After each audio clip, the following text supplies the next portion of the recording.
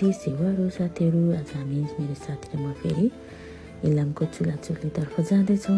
हामी पथरीबाट गोलाबारी दमक हुँदै बेल्टीमारी पुगिसकेका छौँ। बेल्टीमारीको केही सुन्दर दृश्यहरू यहाँदेखि देखिने पहाड हेर्दै हेर्दै हेर्दै हेर्दै हामी एकदमै बेल्टीमारीको एउटा सुन्दर घरमा पुग्यौँ।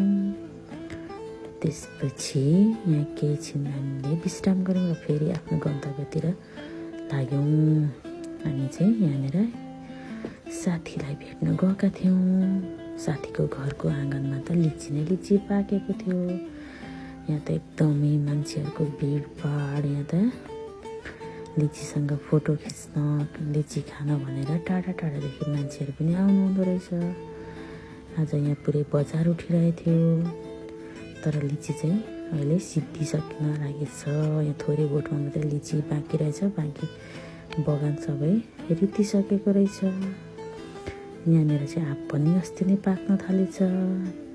आँप अनि लिची खानेहरूको यहाँ ठुलो जमघट थियो। त्यसपछि हामीले पनि लिची आँप खाएर फेरि हामी पनि आफ्नो बाटोतर्फ लाग्यौँ। हामी फेरि त्यहाँदेखि आफ्नो काम सकेर फेरि हामी मोरङतर्फ जाँदैछौँ।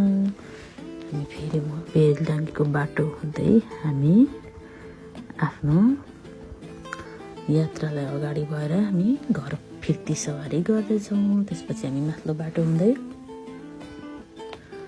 हामी आयौँ। त्यसपछि यो बाँसे चौरी आउने पुल, म आज यो फर्स्ट टाइम यो पुलमा हिँड्दैछु। यो चाहिँ डाइरेक्ट मङ्गलबारेदेखि बाँसे चौरी जोडिँदो रहेछ। त्यसपछि यो कट्ने बित्तिकै हामी बाँसे चौरीको सानो जङ्गलतिर छिर्यौँ। त्यसपछि खेतहरू हेर्दै हेर्दै हेर्दै हेर्दै हामी बाँसे चौरीको गाउँतिर आइपुग्यौँ। त्यसपछि हामी बाँसे चौरीको सेकुवा पोल्ने ठाउँ नजिक नजिक आइपुग्न लाग्यौँ।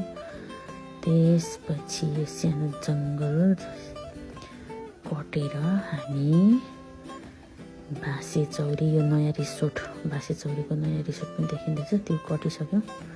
त्यसपछि हामी हाम्रो आफ्नै लोकल सेकुवा पोल्ने ठाउँ बाँसे चौरी आइपुग्यौँ। त्यसपछि यहाँ पुरा मगमग बास्ना चल्दैछ। हामी यहाँ बास्ना लिँदै हामी चाहिँ आफ्नो बाटो अगाडि बढौँ। थोरै जङ्गल कटिसकेपछि हामी सरासर सरासर सरासर हामी पथरी चोक आइपुग्यौँ।